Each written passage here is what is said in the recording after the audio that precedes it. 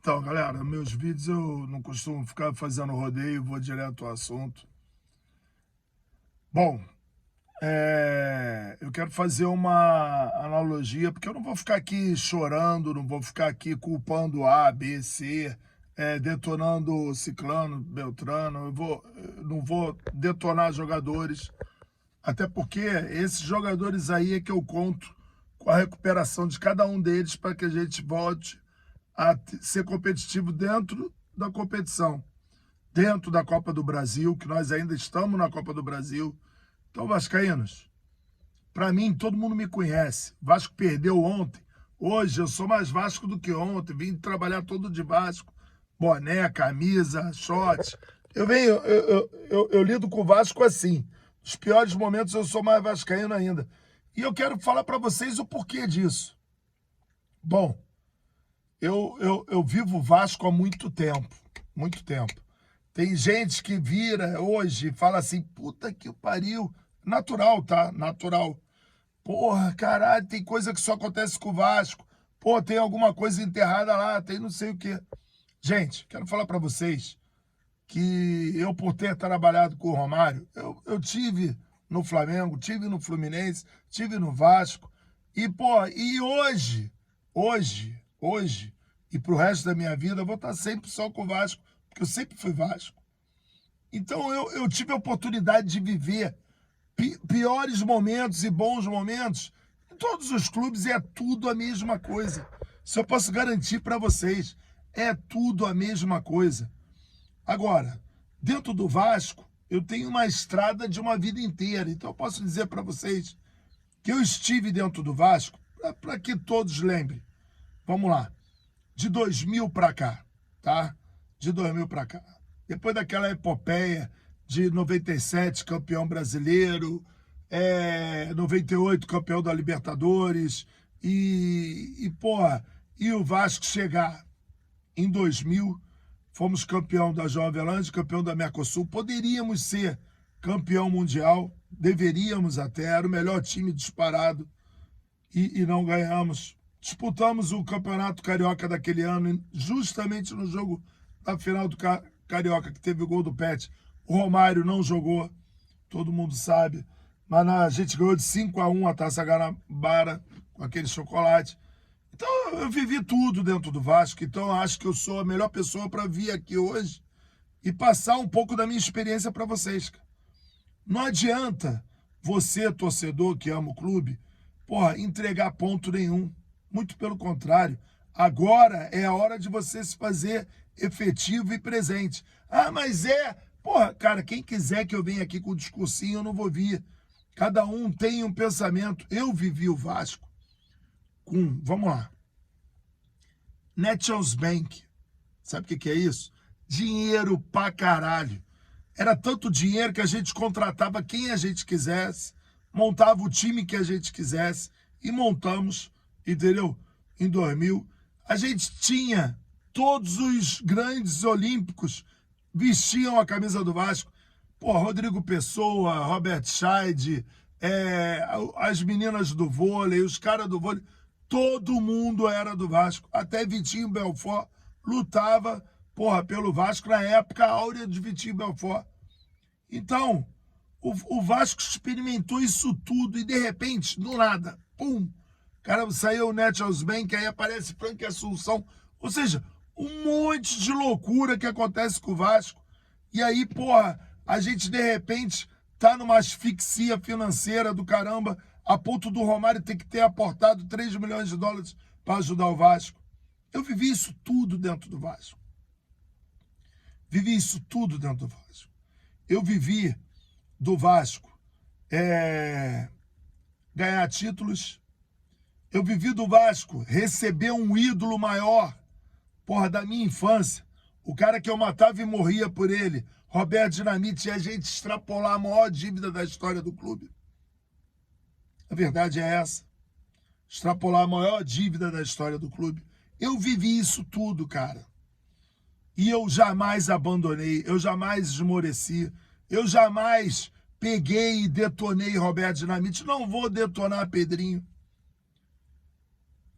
E eis que virou a lei da SAF no Brasil e 79,4% dos vascaínos fomos lá, sócios do Vasco, e aprovamos a lei da SAF. 79,4% dos associados votaram sim. Ah, Zé, você está arrependido? Não, votaria sim de novo. Não estou dizendo a empresa. Por que você votou sim, Zé? Votei sim porque todos que geriram o Vasco levaram o Vasco, um gigante, de uma torcida gigante, a, essa situação que a gente vive hoje. Aí a gente vê uma porrada de gente que participou da política durante esse tempo todo. Esse tempo todo. Dentro do grupo mesmo hoje que preside o Vasco, tem vários ali que participaram da política nesse tempo todo. E o Vasco sempre, associativamente, afundando. Chegou uma empresa, foda-se que era 777. Chegou uma empresa. E aí a gente começa, a partir do sistema da empresa, aos pagamentos em dia. Ah, mas tava devendo. Gente, olha só. Você pegar e falar que o Vasco estava com um problema financeiro, entendeu? Peraí. Nem se compara nada. O Vasco, a SAF do Vasco, para quem não entende, a SAF do Vasco começou quebrada. Quando foi montada a SAF do Vasco, ela já nasceu quebrada. O Pedrinho não deve ter essa informação, mas o Vasco tinha uma dívida de quase 1 bilhão. E quando começou a SAF, a empresa se responsabiliza por 700 milhões da dívida. E 200 e tantos milhões o associativo. Hoje, o pessoal não sabe, mas o associativo deve 29 milhões à SAF. O associativo deve 29 milhões à SAF. A SAF é 70%, hoje é 31% da 777, que eles já têm por terem aportado os 310 milhões. E o associativo ficou com o restante, está o imbróglio jurídico. Aí o Pedrinho veio a público falar, a SAF está quebrada. Pedrinho, pelo amor de Deus, você ainda não entendeu nada da SAF. A SAF já nasce quebrada. Dá para você entender, meu filho? O Vasco tinha 1 bilhão de dívida. Os caras assumiram 700 milhões, eles vão pagar. A SAF já nasce quebrada. Fala isso pro torcedor, que senão ele fica sem entender. E aí, a partir do momento que você, Pedro Paulo, vira e você fala, a SAF está quebrada num momento de maior relevância da nossa história, que a gente aprova a reforma do São Januário, que vai trazer milhões e milhões e milhões para o Vasco. Eu digo milhões a partir do momento que estiver pronta. E que a gente, com o que a gente vai receber, a gente possa fazer o estádio, Pedrinho. Entendeu?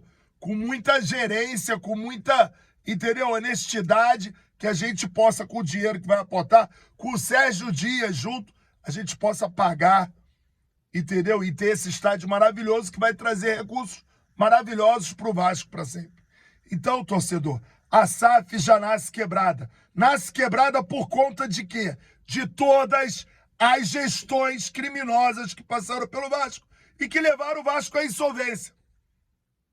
Então, a partir disso, agora está mais quebrada do que antes, Pedrinho. Sabe por quê? Porque a empresa que estava aportando, você entrou com uma liminar proibindo eles de aportarem. O Vasco não tinha nem dinheiro e não tem dinheiro para pagar o rapaz que recebe, tá faltando 38 mil reais da TN7. Só que tem gente da tua gestão que quando ele ficou devendo, a 777 ficou faltando pagar ele, em 15 dias pagaram tudo. Começaram a gritar.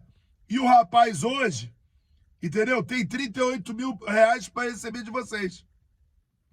de serviços prestados para vocês. Ah, vai falar que é da época do Salgado. Ah, então vai jogar a velha prática de sempre. Todo mundo que entra joga por detrás. Irmão, você lutou